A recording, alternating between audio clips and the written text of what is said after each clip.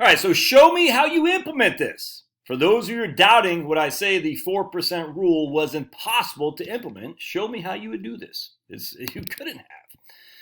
All right, so here's the seminal article that Bengen had written in 1994 for the Journal for Financial Planning. And he talks about this is the initial of the 4% rule. He didn't name it the 4% rule, by the way. All right, so in this article, I'll build on this other guy's Larry Beerworth, and I'm not familiar with him at all. Investing for retirement using the past to model the future. All right. Let's see. So I will present simple techniques planners can use immediately in the practice of advising clients how much they can safely withdraw from their retirement portfolios. That's the safe withdrawal rate. All right, our planner learned that common stocks had averaged 10.3% compounded over the years, and intermediate treasuries had averaged 5.1, inflation 3%. And we're going back from 1926 to when he had written this, and I think this is at the end of 1993. All right, therefore, a client with a portfolio consisting of 60% stocks, it was 60-40, that's what I thought, and 40% bonds. The bonds are what? Intermediate treasuries. I hope that makes sense. Intermediate treasuries. A client with a portfolio of 60% stocks and 40% bonds could expect an average compounded return of 8.2%, assuming continual rebalancing. The real return adjusted for inflation would be 5.1. All right. So why do I say this is impossible to implement? Let's go back to my man Dan Coolbert's spreadsheets here. All right. So we're going to show you. This is no, I say to implement. I'm talking about to implement in the past. All right. So we're going to show you 10-year treasury. That's intermediate. Does everybody agree a 10-year treasury is an intermediate government bond? Yes, everyone should. All right, so what we're going to do is we're going to go back and we're going to start in 1926. And we're going to say, what was the rate of return on a 10-year treasury? Well, in 1926, it was 3.7. In 1927, it's 3.3. In 1929, it's 3.6. Now, the thing here, my friends, is you can't just rebalance a bond and take a distribution of a bond because it's all or nothing. You can't just say I'm taking a certain amount of that bond. The only thing you can take is this 3.7%. That's it. And you get that 3.7% for 10 years. You can't say I'm rebalancing. It does not work like that. And individual bonds, and some guys said, well, he didn't say he's investing in individual bonds. How else would you have done it? How else would you have done it? So let's go back, all right? We're going to go, and I did a video on this before, but I guess I have to do it again. So just FYI, I hope this makes sense. You cannot rebalance on individual bonds. So then the question would be, well, why would you have to invest in individual bonds? I wonder why. So bear with me just a second. DuckDuckGo, I said, what is the oldest bond fund? And lo and behold, we got Bogleheads. They say the oldest bond fund in Morningstar dates back to the Fidelity Fund in 1971 inception. But now that's not the oldest bond fund. There's one from Putnam, which I found, which some guy actually in here, let me see if I can't find it. Putnam. Yeah, right here. Putnam Income Fund. I did a quick and dirty, came up with a few that are older than 40 years old. There might be a few more. So Putnam Income Fund right here. Putnam Income Fund. I did a video on this, by the way.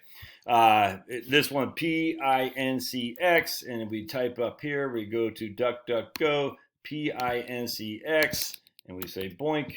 And we will see when this found, I think it was in 1951, something like that.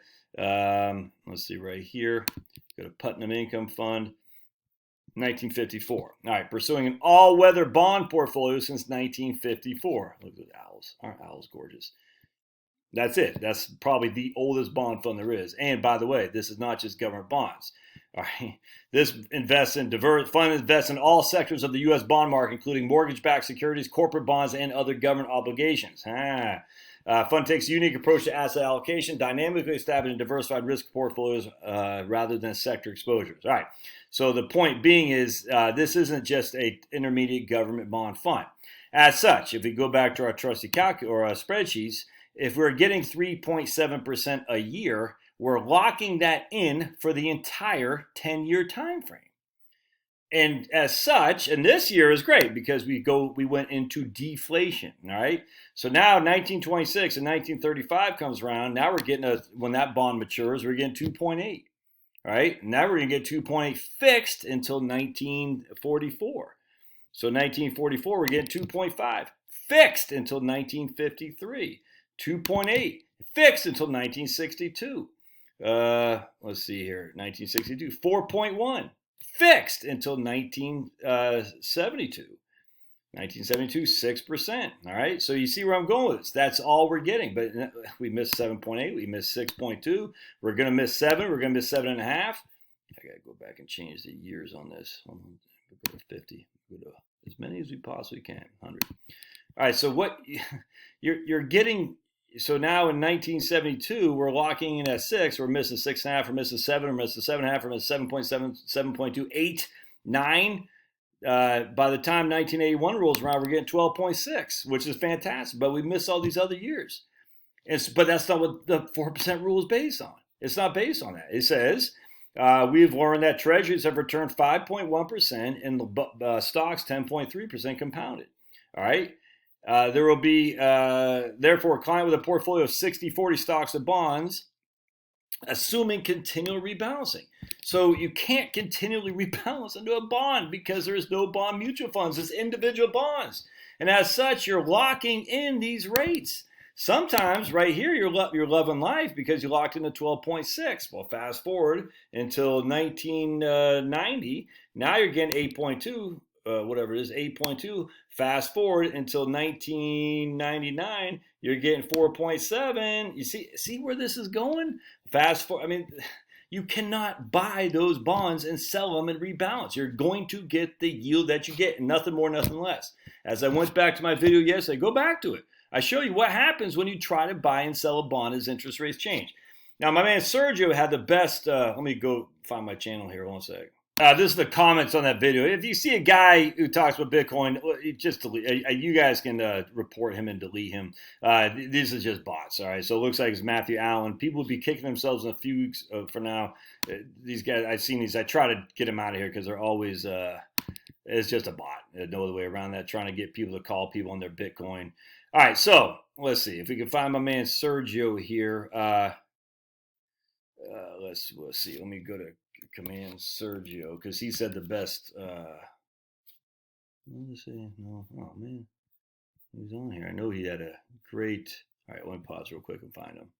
Here's my man Sergio. He said it perfectly. He goes, "You can't use 10 years fixed return for annual distributions that fluctuate annually without selling 100% of the bond exposure unless you break up the bond into pieces, something Bill Bengen didn't do on his white paper on the 4% rule."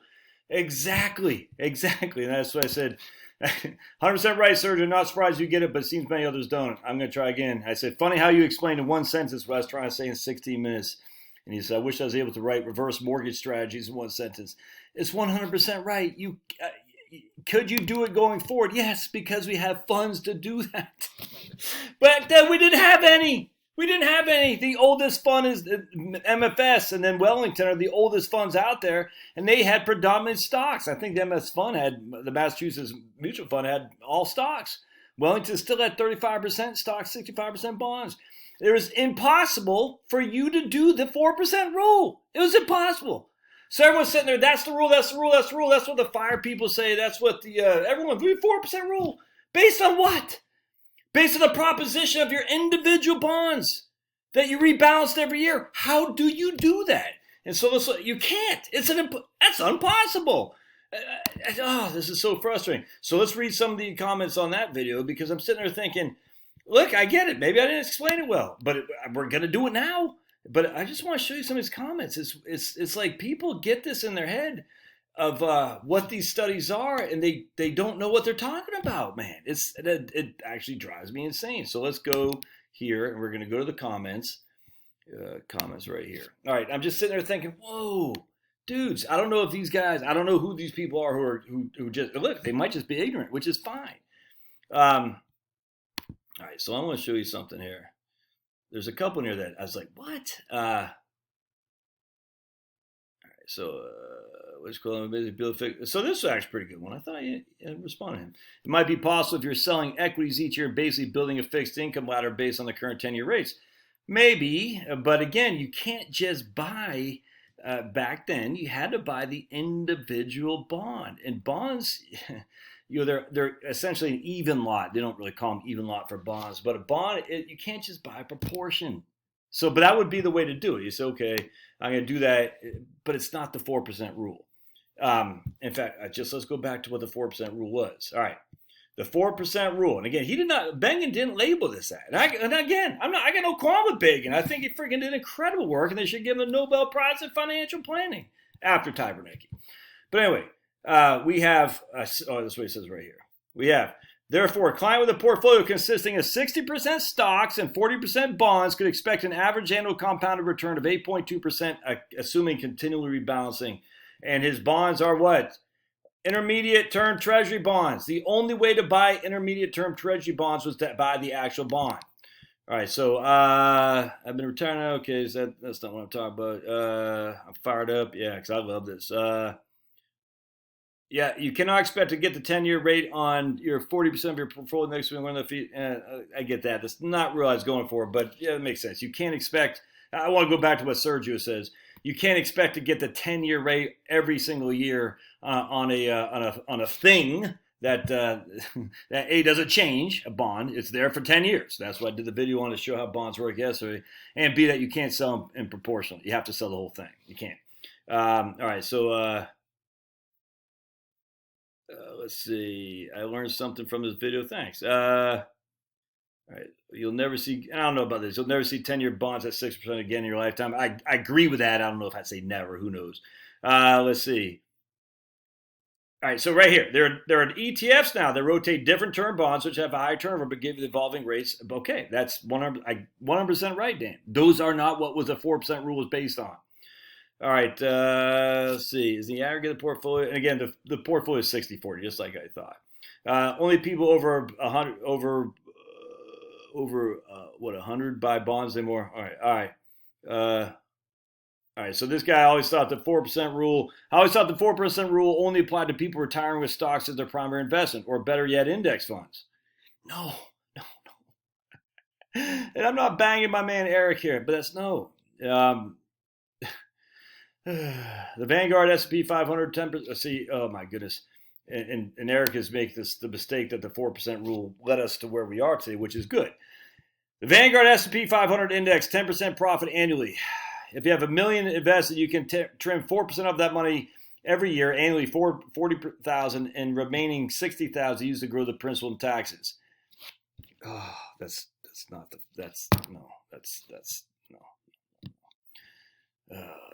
bad. Eric, I don't know how old you are, brother, but that's bad. All right. Then here we got my man Alberto. I was under the impression that Bengen used a 60-40 portfolio. He did, and I said that's what I thought too, but I just used 50. I always forget 50-50, 60-40, and 40 bonds ag or something like that. The 10-year treasury clearly varies in value year over year, as you have shown, and that's what I'm saying. It's just intermediate government bonds. There's no ag back. Yep, exactly. Let's see. Why do my uncle now is retired in the bull market? Okay. Bill Bengen assumed a 50-50. Is my man Columbus. So that's what I'm saying. I mean, some of this is minor details, 50-50, 40, 60-40. Let's see. The IRS use extra. There's another couple in here. Video little confusing. Josh explained how a few trees analogous to bonds and how 4% rules derived based on 10-year treasury. Also referenced 1-year bonds. Another tree plays over time. All right, the reason I use the 1-year bond reference is the 30-day T-bills, essentially. Is simply because that is something that you could trade. It matures every 30 days. The 10 years don't. So all you got to do is wait 30 days, and you get your money, your principal plus interest. That's how those work. You don't have to reinvest the entirety if you don't want, because you get them. They turn over every 30 days. All right, I want to show you something else here. There was another. All right. Right, I can't remember this. While your description of how bonds work is accurate, you told me Ms. Bill Bengen's point of the 4% rule. Not surprised. His point is that 4% withdrawal rate was based on analysis done for years when interest rates were much higher. Had nothing to do with interest rates. Nothing. Had nothing to do with interest rates. That's the issue. When Bill Bengen's rule did not say I'm using this based on the old days of interest rates. If that were to be true, which we've had people, Blanchett, was it Blanchett or Wade Pfau? Maybe both of them did studies that say it should be 3.2%. If we use to take the Bill Bengen's rule based on the average intermediate bond at 5.1, and now the average intermediate bond is 1.6, then it should be a 3.2% rule instead of a 4. So this guy is saying, I'm not surprised that I missed the point. It's just a passive-aggressive crap. We've seen unprecedented returns to the stock market. We have seen periods where it's taken a decade. Okay, so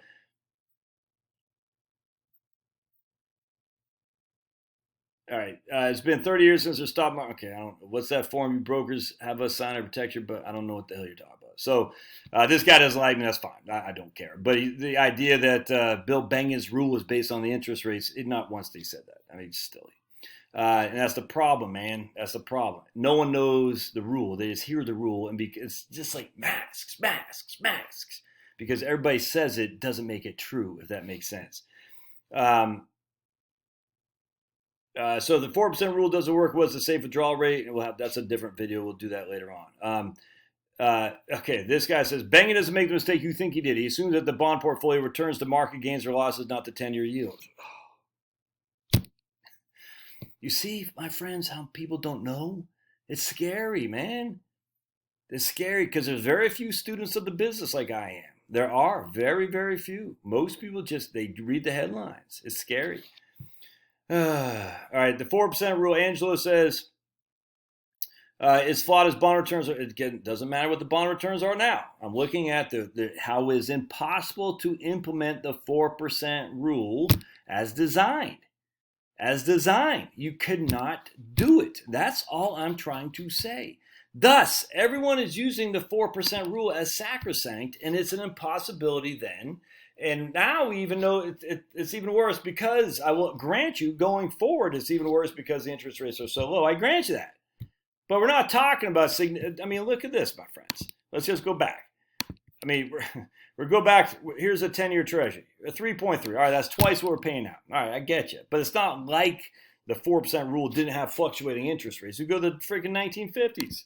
2.3. It's not that far off where we are now. So stop this. Stop with this, the interest rates have changed, so the 4% rule is no longer applicable. The reason it's no longer applicable, because it should not have taken the level of God's word as it did to begin with. You could not have done it. It was impossible. I cannot stress that enough.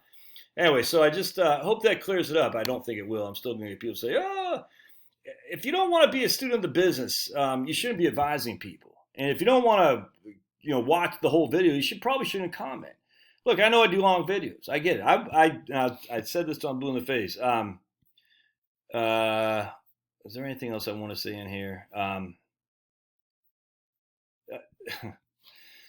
The study did not assume the investor buys individual bonds. So D. Margo doesn't know what he's talking about. It says absolutely government bonds. There's nothing else to buy. Your analysis is incorrect, and then your conclusions are wrong. My study, the reason I said that's the flipping point. You had to buy those bonds directly. You could not buy funds. You could not buy open-ended mutual funds. Never mind ETFs. It is impossible. As such, the only thing you could have done, D. Margo, is bought the doggone bonds. There's no other alternative. And that's the point. He assumes you didn't, but you had to. Thus, it's an impossibility. So this guy is saying it only takes 15 minutes to set up the calculation in Excel to reproduce a study. Reproduce a study with the actuality of what you could have done. Implement it for me. You can't. It's crazy. It's crazy. And normally I don't let YouTube comments get on me. Normally I don't care. I frankly don't. It doesn't bother me. When people get on here with these diatribes that they know more than they think they do, and they're coming after me, who I know more than they, and I hate to sound cocky, but I do. I've been in this business a long time. I'm a student of the business. You don't have more knowledge than me when it comes to this stuff. And as such, don't throw your tripe at me trying to make me look bad, because it's not going to work, my friends. And that's where I'm going with this. The point being is, it was impossible to implement. As such, stop the religious around the 4% rule. because it's all we don't know. We don't know. We don't know. I'll do another video on what's a safe withdrawal rate. I've done that before, but I'll do it again. All right, love to hear your comments. Don't give me tripe here. I'm not in the mood for that in this video. I've already let you give me your tripe stuff. I could not be any clearer. If you don't understand it now, I don't know what to tell you. I don't. All right, we'll see you.